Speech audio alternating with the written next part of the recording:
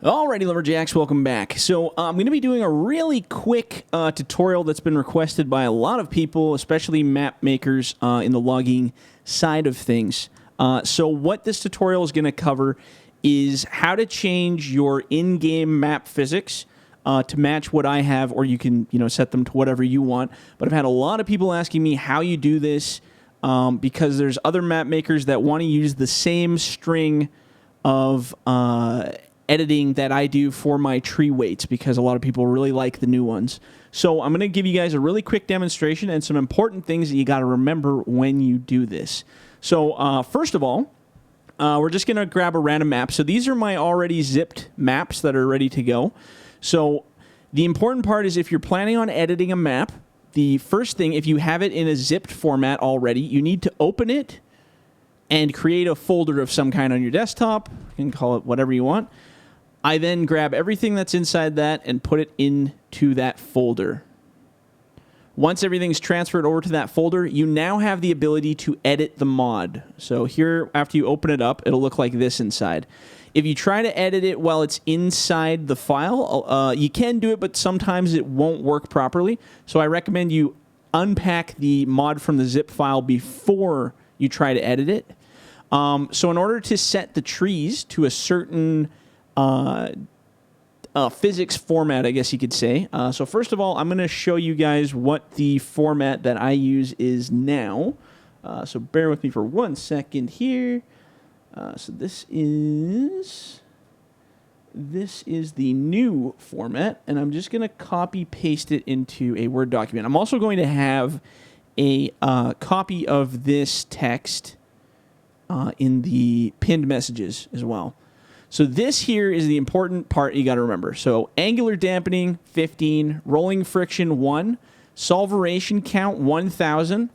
So this is a new thing that I've added to a whole bunch of trees. It is actually super efficient, and contrary to argument's sake that a lot of people have brought up, it does not affect the frame rate. I have tested it thoroughly on multiple high-end, low-end PCs, and I've never found an issue with frame rate yet. So I set the solveration count as well to 1000. That's my personal decision. You guys don't have to do that, but you can. And the density of 0.2 is the new setting. So this I'm going to copy paste. It will be in the pinned message there for you guys to copy and use. But that's what I use to transfer. So I'm just gonna. Well, actually, I'll keep that open. So I usually go and copy this. Now, a very important thing you need to do is you need to have Notepad++. Most modders have this already, but if you don't, download Notepad++ because it's the only way to make this process easy. So we're going to close this real quick. All right, so once you open up your file, you go under Maps, and this is if you're editing my maps. You guys might have a different structure to yours, but I go under Maps, and you want to find the i3D file, which is this one for the map US. Right-click on it and hit Edit. Now, it might take a second to load because these maps have a lot of trees on them, and it's a lot of content to load. So once it opens up, there's a whole pile of crazy information in here. The top stuff is just directories on where all the texture files are. So what I usually do is I run over and I scroll way down here. Okay, perfect. So now this is one of my trees, and I know that because I've done this gazillions of times. But if you're ever in doubt, you can track it to where it is. So small skin _1 is my small skinny trees. So inside the editor itself, there's kind of a scenograph, whatever you want to call it, that tracks where you are in the file. Sorry, I'm trying to get to the beginning here. So we're going to scroll down. So this would be the transform group under FDR trees, poplar, small 1, and then all the placings of those. So without getting too crazy and freaking you guys out here, we're going to make it as easy as possible.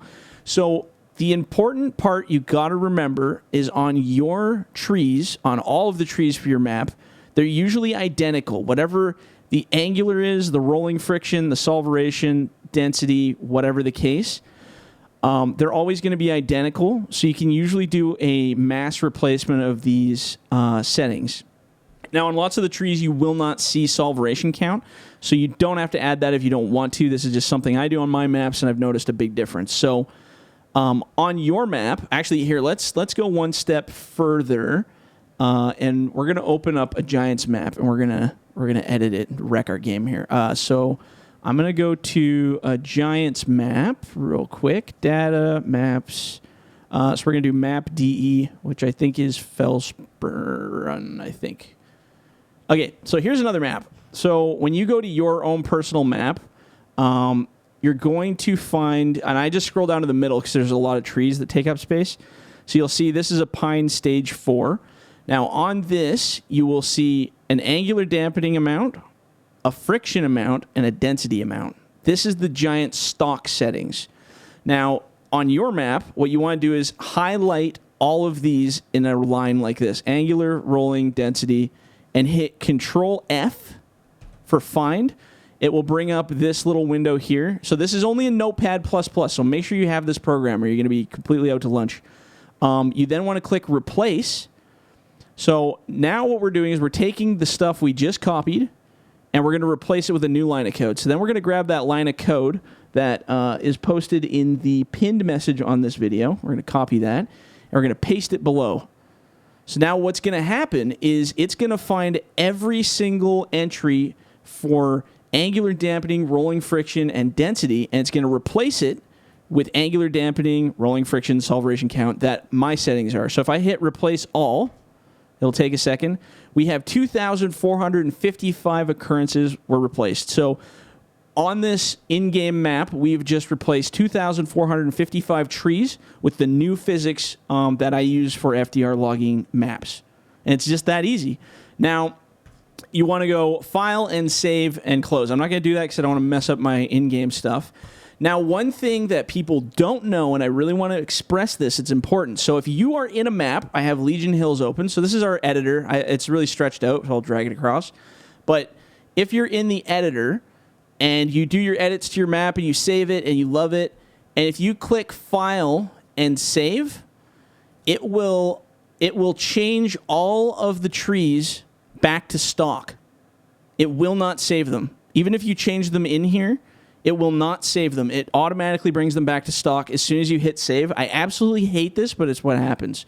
So if you're working on a map, the very last step that I do when I'm making a map is I ensure that I am done with the trees. There's nothing else I need to change on them. I'm done with the map. But anytime you come back into this editor to make a change and you hit File Save, all of the trees revert back to stock settings for the frictions and the densities and the solverations, all of that stuff.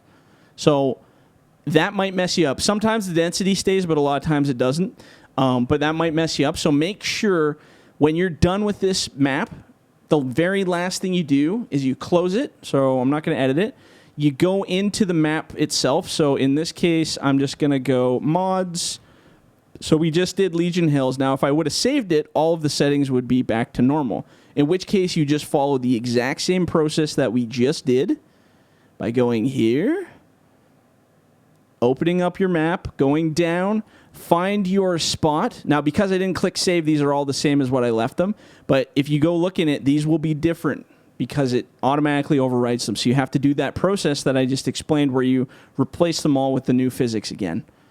So I hope that makes sense. I realize there will probably be some questions. I don't do a lot of these modding kind of tutorial videos, but I wanted to show you guys this because it's really important, and I really want a lot of you to adapt better tree physics into your maps if that's what your plan is. Again, I am not the gold standard. You guys can do whatever you would like with your maps. I just wanted to show you this really easy way to change all the physics and weights of every tree on a map, regardless of whose map you're working on. But it's really easy and really fun, and I hope you guys for the best. Anyhow, we'll catch you guys on the next one. See ya.